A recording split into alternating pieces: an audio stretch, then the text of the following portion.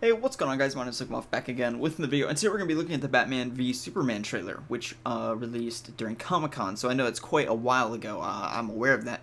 So, with this video, I'm not really trying to teach you all anything new. You know, I'm not going to be, like, pointing out, like, oh, there's Robin, you know, or anything like that. It's mainly just going to be me showing you what I am happy about, what I'm excited about, what I didn't like about the trailer, things that I'm concerned about, and that kind of thing. So just my overarching thoughts on the thing. And like I said, I'm not really going to be trying to pointing out like things that you may or may not know, because at this point, like I said, the trailer came out a few weeks ago, so I'm assuming that you know pretty much everything. If you're watching this video, you've got the good stuff down. So, without further ado, let's get right into it.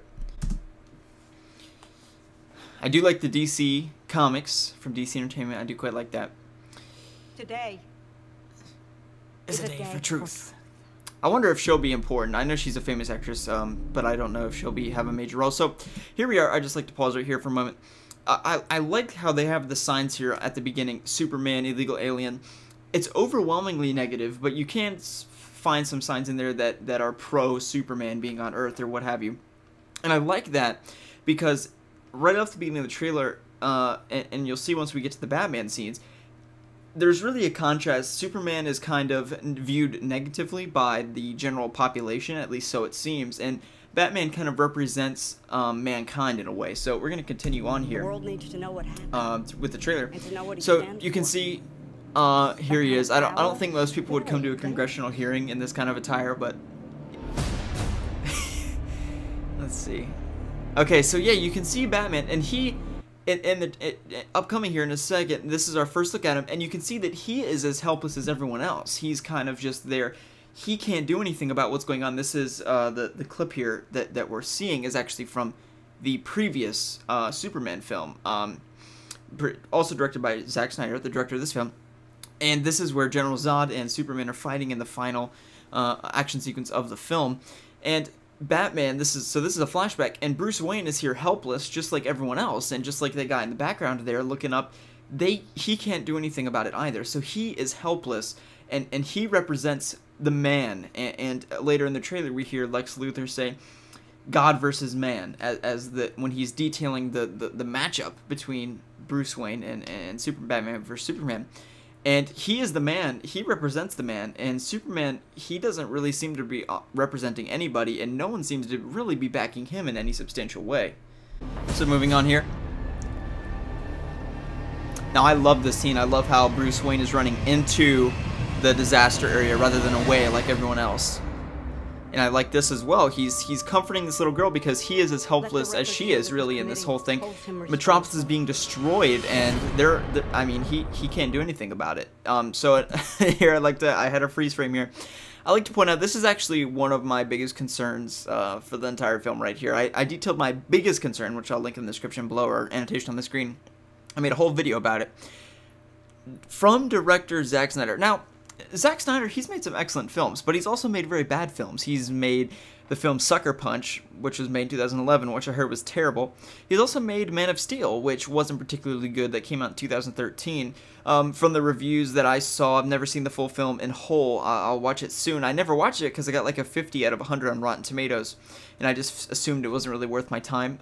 But I will watch it eventually, obviously, since it's a preface to this film, so I have to see it, really, but I am not confident, but at the same time, I'm not skeptical, to put it. That's the best way I can put it. I'm looking forward to being impressed in March, but other than that, I don't have any particular high hopes, and this is something that's potentially a concern. So that's presumably Alfred there approaching Wayne Manor. Here we are in the Batcave. Oh, right here I'd like to pause. I just like to point something out. "You let your family die," that's not referring to his parents, and I've seen a few people make that mistake. You can see on the headline there, "Wayne Tower devastated." That's referring to the tower that was destroyed in Metropolis during the General Zod Superman fight. I just wanted to point that out, and here we can resume. The rage. Now I have mixed feelings on this, and I'll go ahead and take a pause here. I like how Bruce Wayne seems to be a motivated character. He doesn't seem to just, you know, hate Superman to hate him from what we've seen. But at the same time, he almost looks a little too pissed for me. Bruce Wayne is a very measured person, and in the Arkham games and in the comics and almost every iteration, he's a very he's very measured, like I said. He has a lot of self-control, and he's very reasonable, is the best way I can put it. And this, I don't necessarily think he's not reasonable, but we'll have to see, and we can't see from right here. But I do think that it's potentially a concern that he may be a little too vigilante kind of thing, and that's what we're about to hear. He's about to be called a vigilante by someone, and here's Alfred. This is not my Alfred, and I will say this is probably my biggest complaint about the trailer. This is not my Alfred. Just in the way he looks, it doesn't necessarily. I think if I had to choose this Alfred and Michael Caine, I think Michael Caine is the Alfred at this point.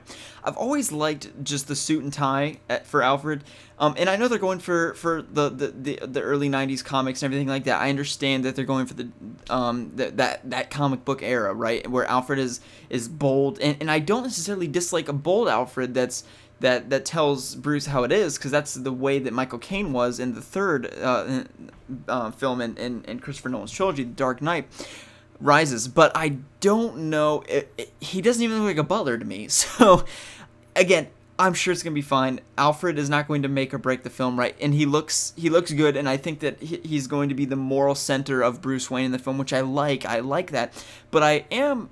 He doesn't look like a butler to me. That's I guess that he doesn't look like Alfred to me, but I still think it's going to turn out good. Now I do quite like this is the part where they actually call him a vigilante. One-man reign of terror. And then I guess he's leaving his little mark there on the guy's chest. Nobody cares about Clark Kent I taking on the still, Batman. to this day, I'm going to pause it right here, do not understand how they don't know it's Superman. I mean, come on, look, he doesn't wear a cape, or he doesn't wear a cowl, he doesn't wear a mask. I mean, I don't know, I don't get it. And I've had it explained to me by various different people that are comic book nerds or whatever. I've had it explained to me by people on YouTube. I don't get it. I don't care. They're like, well, he wears glasses and he's not very popular, but I don't get it. Okay, you're not going to convince me otherwise. I just don't understand how you don't recognize him. I know he's not very important, quote to say, but it's all some people have. So like this, you know, this is a complete 360 from what I was talking about earlier, where he is their savior, really, and the people do love him, and we're about to see right here. I mean, look at this. I mean, clearly the people love him, and I said in the beginning that Batman kind of was a representation of mankind, really. And here is a flip-flop. You can see all these people. He clearly has supporters. So what I think it's more likely to be is kind of a 50-50 Metropolis. Everyone in Metropolis supporting Superman and everyone in Gotham supporting Batman. And it's their sister cities. So think the difference between, I believe they said like Los Angeles and some other city in the out west. Close together, not too far together. They're sister cities. So think of it that way as well. So these people are close together, and so is Batman and Superman and where they live. Here, I think he's disarming a nuclear missile. I think he's a country's launching a nuke at someone, and he's disarming it or taking it out. That would be my guess. Do you know the oldest lie in America? Okay, so now here we are. I have to pause and talk about this. So here we are at Jesse Eisenberg as Lex Luthor. Now, a lot of people don't like this. They don't like the casting choice. Me personally, I don't see a problem. That's just me personally. I'm not a big Superman fan. Like I said, you know, Batman's my thing. I'm not. I know Kevin Spacey played Lex Luthor previously. I know if we're talking about staying true to the comics from a physical standpoint, this is not him. Also, in terms of the way he acts, the way he said the lines that he has are similar to Lex Luthor in the past, but he doesn't necessarily act it like Lex Luthor. Lex Luthor's a little bit more bold and confident. This Lex Luthor, Jesse Eisenberg, is a little bit more witty, I feel like. And I actually read on the comments of a YouTube video that Jesse Eisenberg should be the Riddler in the Batman. I actually thought that was a good point, because I like his take on it, though, and I'm willing to see where it goes. But, you know, to me, it's just like, it's no big deal, and everyone's freaking out about it. It's probably, if I were to combine everyone's opinions and everyone's what they said, the biggest thing in the comments of the video and everything like that, of the main video on Warner Brothers YouTube, is Jesse Eisenberg playing Jesse Eisenberg, or just whatever. They were upset with the Lex Luthor cast. To me, no problem. Like that, Superman's pissed. There's generals out there. 20 years in Gotham. I do quite like there. There's the Robin reference. Gal Gadot. Now, you saw Gal Gadot. She didn't look too skinny to me. She looked kind of thicker, I guess. I don't know the best way to put it. Everyone's crying about how she's too skinny, and, you know, I don't know. Wonder Woman is supposed to be thinner. That's what everyone said, but she looks plenty thick to me. She doesn't look particularly like, she doesn't look so thin. This is where the trailer really picks up. Love this part. So this is clearly an origin story, and I'm so tired of everyone crying about the origin story again. Everyone's like, oh, not another origin story. We've seen that enough with Batman. This is great because, again, technically, if we're looking at it, this universe is obviously not canon to the Dark Knight trilogy by Christopher Nolan. I mean, because all the characters are different. I mean, obvious. I don't need to explain. So, because of that, the origin story could be different slightly. Now, it looks about the same. I mean, his parents are getting killed by Joe Chill. I mean, it doesn't look like there's anything drastically different here. You know, he's got a little more hair in this one than I guess he did in the Dark Knight. But you get the point. You know, I think it's still necessary because Superman got his origin story. He had his own film about his origin, really, in Man of Steel. Batman doesn't have any of that. This is the first time we're seeing Batman in this, you know, tier 1 or whatever you'd like to call it of DC films. So we do need to see this origin story, and I'm glad that they're doing it. So I love this is where the trailer really picks up. And here again we have Gal Gadot, and I don't understand. You know, everyone's complaining still about her and about she doesn't look like the character because she's too skinny. To me, she looks perfectly fine, and she is skinnier than the comic book version of Wonder Woman, but I think she looks great, and I think she's, you know, very attractive, which is what the character needs in order for Wonder Woman to really work in the film. And clearly this fine young gentleman over here agrees with me as well. So, looks like I'm not the only one. So, continuing on here. And that orb thing, I don't know what that is. I don't think Wonder Woman generally does that in the comics, but got some great Batman fighting sequences here. And then again, you know, we still have Alfred here. I'm still not sold on him. You know, we'll have to see. He looks a little bit, you know, he looks like he's bossing Batman around here. And, you know, like I said, I don't mind Alfred if he's kind of sets Batman straight and he's kind of like the moral center of him. But here he almost looks like he's lecturing him in a way, which I'm not particularly fond of. But we'll see how it works out. And then this, I mean, there's no explanation needed for this. Just great that it's here. Just perfect. We knew it was going to be here, but still, now that it is. And there, again, another look at Wonder. I mean, she is so attractive. I'm sorry. She is so attractive. I'm like, God versus man.